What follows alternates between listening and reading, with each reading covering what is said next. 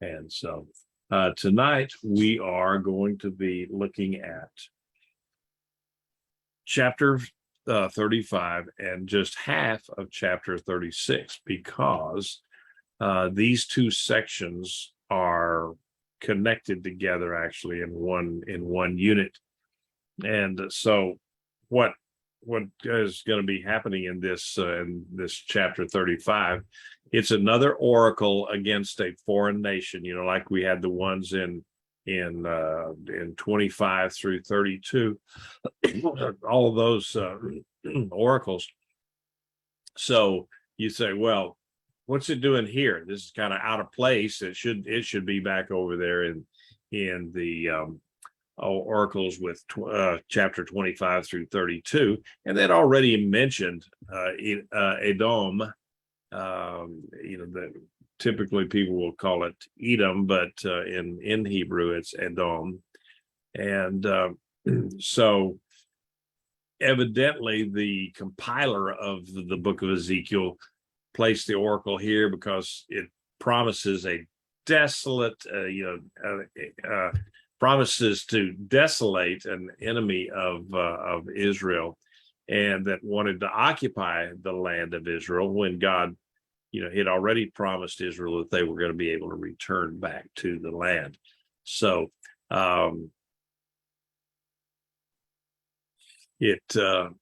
this particular prophecy here, it deals with it talks about dealing with Edom, but Edom is just a stand-in for all of the nations, all of the foreign nations that are against and have been against Israel. And so there's some other things here. I think I wrote a little bit about it here, but the writer here talks about a prophecy against Mount Seir. And then later on in 36, it talks about a prophecy for the mountains of Israel. So it's comparing Mount Seir, which is in Edom, and then comparing that back to the mountains of Israel. And so there's a literary comparison there that we'll see later on as we go through here. But some people have looked at this and said, well, it's just totally out of place and somebody messed up. But you know what? This is the word of God. Nothing's messed up. It's put there as a placeholder, as a reminder to Israel that God is still in command and he's going to take care of things. So why did the Lord target Edom here? Probably because Edom was representative of all the enemies of Israel who wanted to take over her land, and that the list is long. And of course, also Edom has been the perpetual enemy of Israel since the two brothers were duking it out in Rebekah's womb. And so that's how long there's been a battle between Israel and Edom. So here is a picture. The Mount Seir, it's not exactly, the best I can tell, not exactly just like one little mountain peak sticking up, but more kind of a mountain range, like we would say the Tetons or the Rocky Mountains, something like that. There's not just one peak. And when I was looking for pictures of, okay, is there a Mount Seir? There were plenty of different pictures, all saying it was Mount Seir, but they obviously were all different mountains. So it is more likely just a mountain range there in what is present day Jordan. Was it Petra? Petra is part of was part of Edom. Okay, it was part of their land, their culture. But Petra is much different. The landscape of Petra is much different than, say, up here at this kind of stuff. The mountains are not so big, and it's more of a flatter land, I guess you'd say. And it's built down in a watershed or a valley, that they just basically cut out in the sandstone, all of the stuff there in Petra. It's just an absolutely fabulous place, just unreal. I mean, it's unbelievable when you go there and look in, you go inside it and you look and see these huge buildings, basically inside the sandstone that they just carved out. They carved them out thousands of years ago. Just is very interesting place to go and see. But it would not be, Petra is a good way away from where this mountain range is. And so you see Mount Seir here, and Petra's more down here in this area, if you can see my marker there. Yeah, thank you. Okay. And see, here you'd see Mount Seir up here, and then Petra down here. Petra's here. And so what I did here is a picture just to kind of give you an idea. This is traditionally the kingdom of Edom, where it normally always was. Then this is a picture here of how that the Edomites, once Jerusalem fell, then they moved into this area here, expanded. Of course, they were it helped them along, because the Nabatean Arabs here were basically taking over their land, and so they then moved on into what was Israel and settled there. And the area, say, if you've ever been to Masada or the regions around there, that's where the Edomites settled after the fall of Judah. And then they became known as, instead of Edom, it's Edomia. So they were then known as Edomians. And so we'll get into that in just a little bit. Like I said, the Edom was kind of the prototype of all of Israel's later foes. The destruction of Edom would signal then the beginning of God's judgment on the whole earth based on nations' treatment of Israel. So there are some aspects to this prophecy here. There's some aspects of the prophecy here that that applied to that time, that day and time then, as well as in a future time where there will be some more prophecies and how that Israel will be protected, and all of the nations, the Edomites would be defeated, as God is making room for Israel back in, the Israelites back in Israel. All right. So any comments or questions on what we've seen, what I've talked about here? I know it's just kind of a quick overview and so forth, but it kind of gives you an idea of who we're talking about here, what we're talking about. So this this prophecy is actually, yes, against a nation, a state called Edom, and against a people, but it's also metaphorically a prophecy against all the nations who would have come against Israel. So let's go ahead and get into the scripture. And so there's all my notes about that we've already talked about. And so one of the ideas that the future peace of Israel was going to require that Edom, meaning the hostile nations, would have to be destroyed or displaced so that Israel would have peace. But basically, they will at the end of time be destroyed, because right now, there's lots of enemies outside of Israel, and Israel does not have peace. Okay, verse 1 of chapter 35. The word of Adonai came to me, saying, Son of man, set your face against Mount Seir and prophesy against it.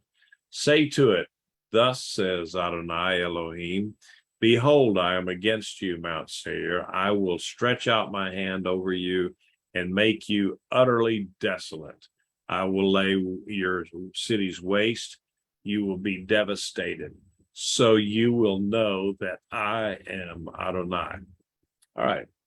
So we've said before that when they're talking about Mount Seir, that is basically the state or the nation of Edom. And the reason that he's using the Mount Seir is a literary construct, so that when he's talking about the mountains of Israel, then he's contrasted against the mountain of Seir, Mount Seir, which is Edom. So he said, the Lord directed Ezekiel to prophesy about Mount Seir. And the first use of the expression "set your face against," if you remember, that occurred in a prophecy against the mountains of Israel that time, and it was in chapter 6, verse 2. And so, actually, Mount Seir literally means Mount Shaggy, and it alludes to the rugged hills and the forests, and when this that was there when this oracle was given against Edom. And so he just meant, the Mount Seir, he just meant simply Edom.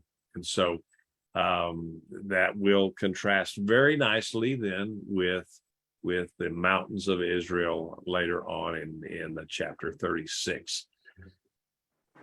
Shaggy is like Esau was. Shaggy, Well, hairy. he was hairy, yeah, very hairy. There you go. That makes perfect sense.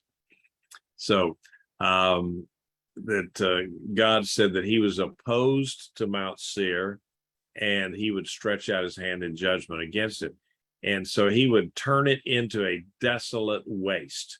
And if you've ever been over there in that part of the world, it is definitely a desolate place. I mean, what a miserable area that is over there. And he said he would destroy the cities. The Edomites would learn that he is God for sure. Going ahead, because you have a long-standing hatred and have delivered Bnei Israel to the power of the sword in the time of their calamity, in the time of their final punishment. Therefore, as I live, it is a declaration of Adonai, I will destine you for blood, and bloodshed will pursue you. Since you did not hate bloodshed, therefore bloodshed will pursue you. I will make Mount Seir an utter desolation. I will cut off from it all who come and go. So he would God would do this because the Edomites had been enemies of Israel, just throughout their history, as I mentioned, from the kicking in the womb between Esau and Jacob. And so, furthermore, they had not helped out their cousins, the Israelites, in the time of their calamity. Basically, when Nebuchadnezzar was coming, they didn't try to put up any kind of a force against Nebuchadnezzar. They didn't try to help Israel at all. And so basically all they did was they stood by and said, yeah, here you go, you can have them. And so for this reason, then God swore that he would turn the Edomites over to the others who shed their blood, who would then shed the blood of the Edomites. And since they had not tried to prevent bloodshed in Israel, then they would experience the bloodshed in Edom. And it's interesting that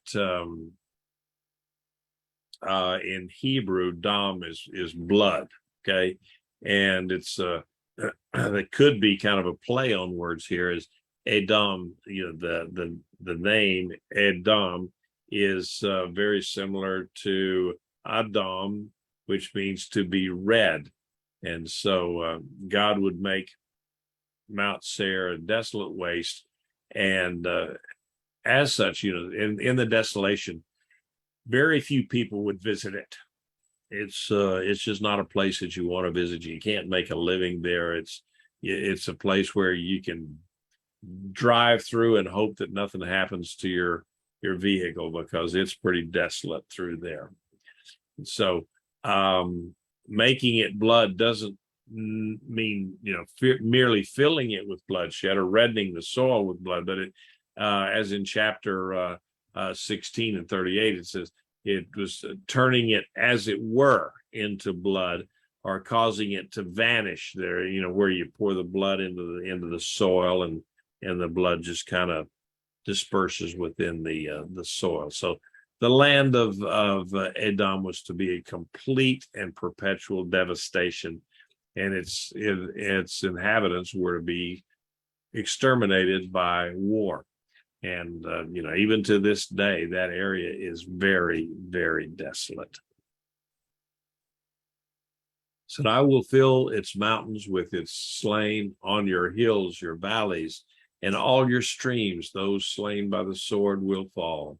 And I will make you everlasting desolations. Your cities will not be inhabited. Then you will know that I am Adonai, because you said, these two nations and these two lands will be mine. We will possess them, though Adonai was there. So the Edomites, they would fall and they would be slain in all parts of their land. They would never really recover from this judgment, and their cities would remain uninhabited. For instance, Petra was one of the major cities of the area of that time, and of course, it's nothing but a tourist attraction there now, and actually, no one actually lives in Petra. They kind of live around the outskirts in it, but it's very, very sparse, and there's a few hotels with just for the tourist trade. And most of the economy of the area is based on what little tourism goes through there. And so this was actually a harsher fate than even what God had inflicted on Egypt, or Ammon, because they could rebuild their cities, but this one, the cities would not be rebuilt at all. And so at this point, then the Edomites would know that Adonai is the only true God. So the Lord gave three reasons for Edom's judgment, and the Edomites, they'd wanted to take over the lands of both Israel and Judah, even though they were the lands that of Adonai. Those were God's lands. He even told the Israelites, either this is my land, and I'm letting you borrow it. And so ancient Near Easterners, they viewed the lands of nations as the domains, the domain of the gods of those nations. And so every nation had their own resident god. And so if you went in and took over a nation, that meant that their God was not as great as your God. And that so to overcome the nation, you in fact overcame their God. And so thus, trying to take over Israel's land, Edom tried to discredit Adonai, since the Lord was there. It was his land. And so this in turn involved failing to recognize Adonai as the only true God. And so that was a major mistake for them. So the Lord says then, therefore, as I live, it is a declaration of Adonai, I will deal with you with the same anger and envy that you had because of your hatred against them. I will make myself known among them when I judge you. You will know that I, Adonai, have heard all your blasphemies that you uttered against the mountains of Israel, saying, they are laid desolate. They are given for us to devour. You have magnified yourselves against me with your mouth. You multiplied your words against me. I heard it. Okay, so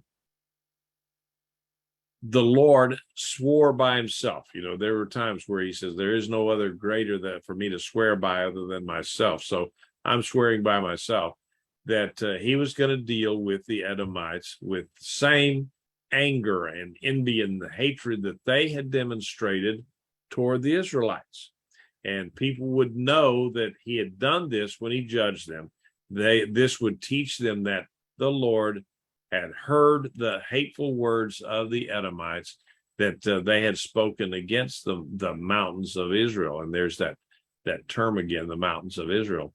So by speaking against the Israelites, the Edomites had spoken against Adonai, their God, since he was their God and he had heard them. And so, yeah, they when they were talking about and talking ill of the Israelites, God said, you're talking bad about me too.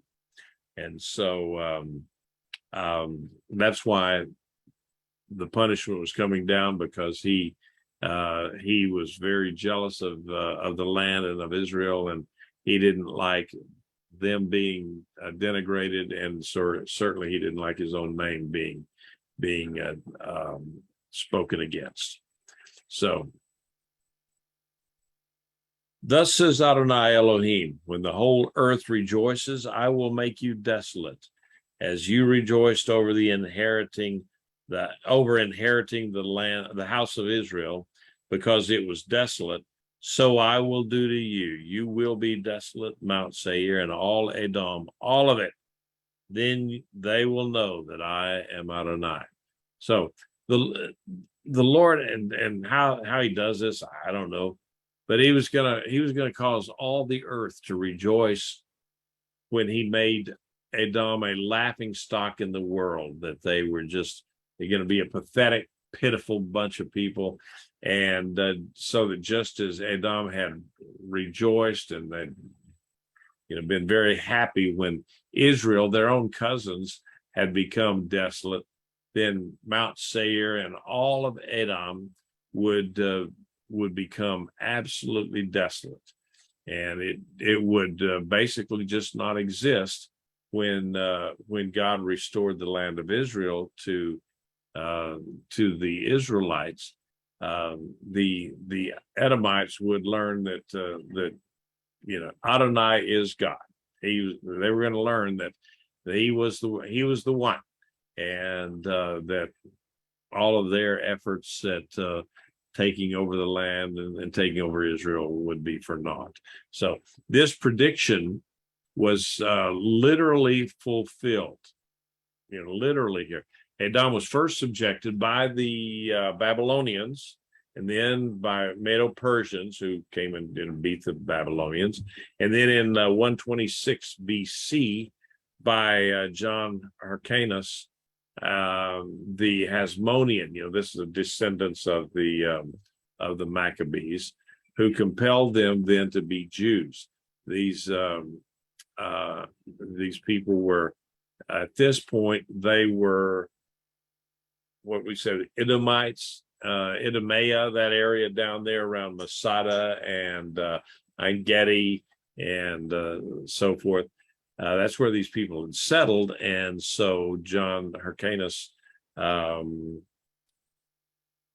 came in there and forced all of the men. They forced them into circumcision, and basically made them assimilate into the population of Israel. So there's really no living trace today of the Edomites.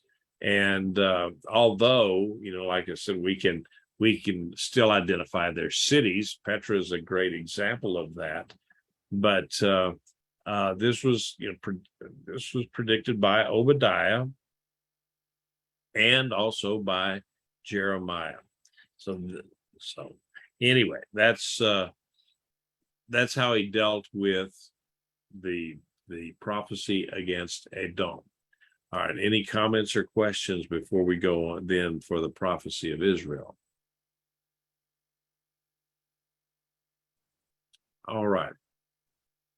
So this part of the prophecy of the preparation of the promised land is, it kind of sets the stage for what God was going to do for Israel. And it contains just the opposite of the curses against Israel that, were warned against Israel in chapter 6, where God says, okay, if you don't do this, you don't do that, you're going to be cursed with this, and this. And so now he's turning it around, and it's no longer is curses, but it's going to be blessings. And so this contrasts Israel's, future glorious destiny with the basically the terrible fate that Edom is going to suffer. So the chapter contains basically the most comprehensive enunciation of the plan of redemption that's found in the entire book of Ezekiel. This chapter is the redemption chapter for Israel, and sets forth all the factors that comprise God's plan of salvation. So chapter 36 parallels the new covenant that God promised to Israel and Judah in Jeremiah 31, and this covenant includes 3 specific elements. I've listed them here. There: restoration of the land, forgiveness of sin, and the indwelling of God's Ruach HaKodesh, God's Holy Spirit. And the future of Israel basically can be summarized in 4 words: restoration, regeneration, resurrection, and reunion. It's going to be a glorious time for the nation of Israel in the future. So let's look at verse 1 here. You, son of man, prophesy to the mountains of Israel and say, mountains of Israel, hear the word of Adonai. Thus says Adonai Elohim, the enemy has said against you, aha, even the ancient high places have become our possession. Therefore prophesy and say, thus says Adonai Elohim, because they ravaged and crushed you from every side, so that you became the possession of the rest of the nations and you became the talk and evil gossip of people. Hold that thought. God commanded Ezekiel to prophesy to the mountains of Israel. Okay, so contrast that. He was the mountain of Seir. Now he's talking about the mountains of Israel. So there were three reasons basically that he was telling him to do this. First, Israel's enemy, which was Babylon, had spoken against her. They had cursed her. And you know what happens when you curse Israel? Anyone who curses Israel will be cursed. That's in Genesis 12:3. And so they were rejoicing, they were celebrating the fact that they were taking over the heights, the everlasting heights of the mountains of Israel, and that had come into their possession. And so the Hebrew word that's used here is called bamot, and it's usually translated high places. And, the high places where they had the pagan altars and all that. But more generally, and here, I think it refers to actually the mountains themselves, not just specifically the high places for pagan worship. So, and then number two, that the enemy of Israel was destroyed, had destroyed her for good reason, actually. God had sent Babylon in there to punish them. And it was basically for the sinfulness of Israel. Now, third, Israel was in the possession of the nations of the world, and the subject of their scorn. They were in these other countries, and they were the dirty, rotten, stinking Jews. And so, unfortunately, a lot of that, very little of that has changed over the centuries. So Babylon was the first of many nations that Israel suffered under, and so these included actually some of Israel's neighbors that rejoiced in her downfall. So these nations talked publicly and privately about Israel's fate, and so this prophecy concerns the land of Israel.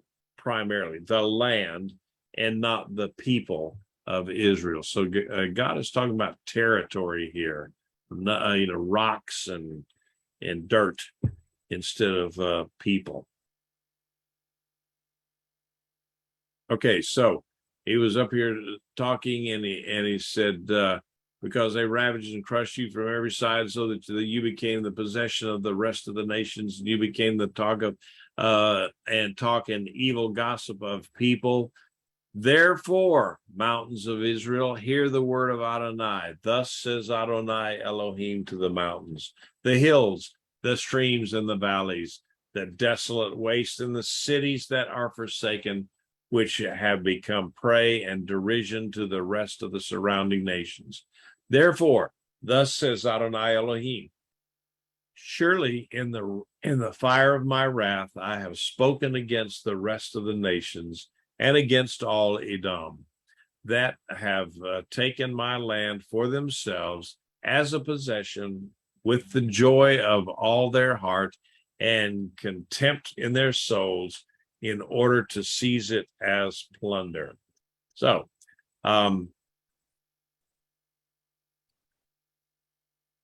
God is, he has to say something. He's saying this to the whole land that had, fallen prey to all of the Gentile nations.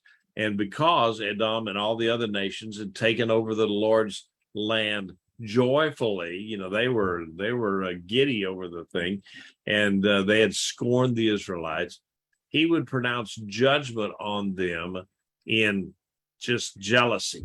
God was, that was one way. That was one of his triggers. There is when you took over the land and then danced on the graves of the Israelites. He didn't like that. The promised land was God's sovereign land. He called it my land, in the same sense that Shabbat is his day and the tithe was his possession. So these parts here were not just segments of the whole, for God claiming ownership, but they represented and illustrated his ownership of all lands, all days, and all possessions. Israel's enemies had dealt with her in their anger and envy, but now God was going to deal with them in his fierce jealousy over Israel's welfare, just like they had gone in and gleefully taken over Israel and so forth. Then God was going to use that same emotion against them. There's a song called that Ted Pierce sings called "I Am Zealous Over Zion," and that's certainly the way God was. All right. Therefore, prophesy to the land of Israel and say to the mountains and the hills and the streams and the valleys, thus says Adonai Elohim, because I have spoken in my wrath and in my fury, because you have suffered the scorn of the nations. Therefore, thus says Adonai Elohim, I have lifted my hand. Surely the nations that surround you will themselves suffer scorn.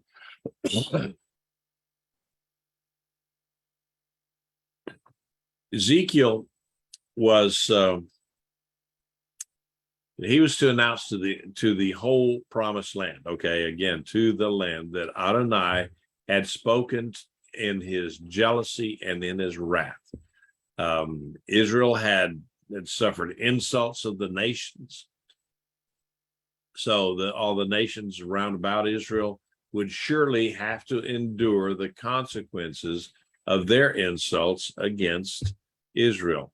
And because Israel had up to this point borne the contempt of the heathen nations around them, then basically now the heathen nations are going to bear their own contempt. So they're going to suffer the same consequences that they were rejoicing over for Israel. But you, mountains of Israel, you will shoot forth your branches and yield your fruit for my people Israel, for their return is near. For behold, I am for you. I will turn to you. You will be tilled and sown. I will settle a large population upon you, the whole house of Israel, all of it. The cities will be inhabited. The desolate places will be built up. I will multiply man and beast upon you. They will increase and be fruitful. I will cause you to be inhabited as you were before. I will do better for you than at your beginnings. You will know that I am Adonai. So verses 8 through 15 here, all the way to the end of this portion that we're studying tonight, contains 4 promises concerning the land. First of all, the land would become productive because the Israelites would soon come back into the land. Adonai assured the land that he was for it. He would bless it. It would become cultivated again. And if you remember that they had not the Israelites had not ever observed the Shemitah, the 7-year sabbatical, or the Jubilee, the Yovel year. And so the land was tired. And so now that land had rested for all that time of their exile.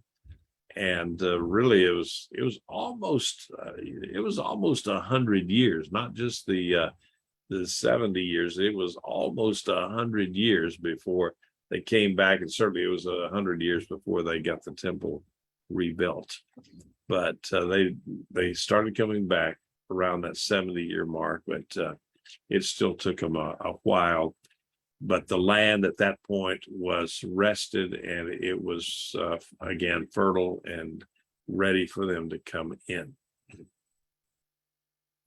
the second promise there, that the Lord promised to fill the land with Israelites to enable them to live in their cities, rebuild the places that had become ruins.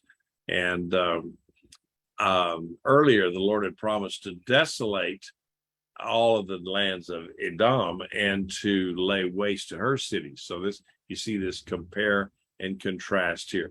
The mountains of Israel would again become populated with people and animals that would become fruitful and multiply. The Lord would bless them even more now and in the future than he had ever blessed them before.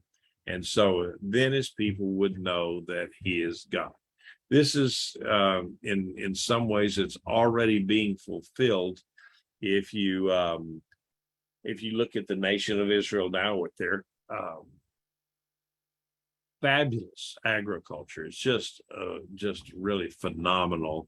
And then not only the agriculture, but the areas around Jerusalem, around Haifa, and Tel Aviv, and so forth.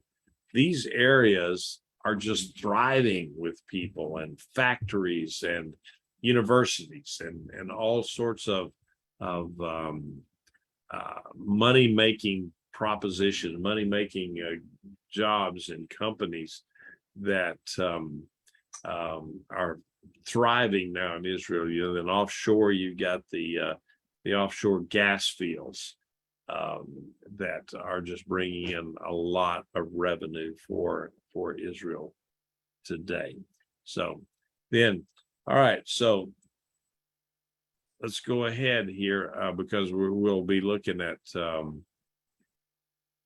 third and fourth promises. It says, I will cause my people Israel, to walk upon you. He's talking to the mountains here now.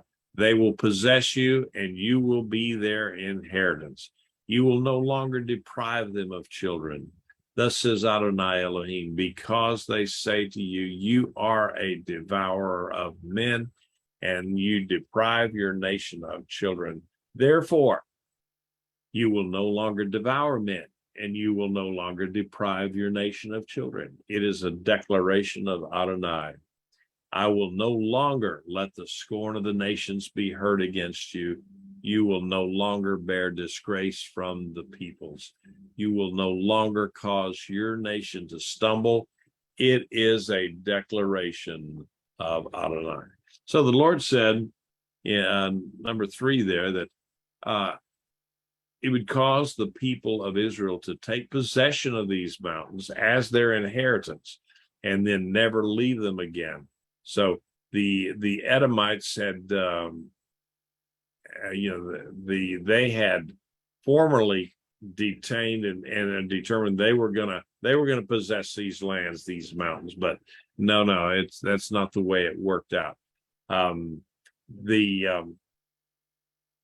nations had accused the Promised Land. This is a kind of a rumor, a saying, or whatever, that the land of Israel devoured its inhabitants. It was in many cases a tough land, and so we've also heard of that in places in the United States when we were expanding westward, and they would talk about certain areas of the country that would just swallow up anybody who came through it. And so that's what they said about Israel, that the mountains would just swallow up the inhabitants and nobody could live there. But God said, no, not anymore. You're not going to swallow up anybody, and the land is going to be fertile. They're going to figure out ways that they can make a profit off of the land, and so they're going to possess it forever, it says. Now, and then fourth here, God said he would not allow the Israelites to hear insults from their neighbors any longer. They wouldn't bear a disgrace or they were not going to stumble in their affairs anymore, a little longer, because Israel made some big boo-boos, as politically and internationally and so forth. And so God said, no, I'm not going to let them do that anymore. And he would restore them to that kind of that prestigious position that they'd had before as his chosen people. And so that was that fourth promise for Israel. Now, all the connections between how God would deal with Israel and relative to the nations, it illustrates a retributive aspect of God. His justice, his way of doing things is that he would take the revenge. He would take and pay the enemy back just in how they dealt with Israel. Then that's how he would deal with them. And and he would bless Israel in the very ways that the nations tried to humiliate Israel. So there's a typical theology interpretation of this that follows it from the perspective of the New Testament. The Brit Hadashah, these promises all apply to the church as the new Israel. And of course, this is modern day replacement theology. So how could such seemingly materialistic images have relevance for God's people who are not a single earthly nation farming in a single part of the world? The answer is that they will apply these things literally and not literalistically. The church, as it were, may take great comfort in the fulfillment of the sort of greatness and confidence and certainly the successes of and the ultimate victory of Israel. But the problem with it is that instead of everything being Israel-centric, the church, and especially Western, the United States, everything is about the United States, and that the Christians have overtaken the Israelites as God's chosen people. That they killed the Messiah, therefore God is done with them, and that it's now the Christians who are God's people, and God, they're the bride of Christ and so forth. And so I think a lot of you know that I've taught this before, that the church, as we know, the body of believers, and especially the Gentile body of believers, are not the bride of Christ, as it were. They're not the bride. Israel, redeemed Israel, is the bride.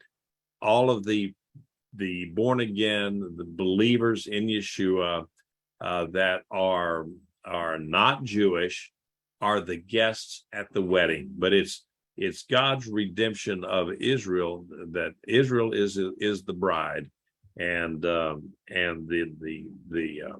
Gentiles.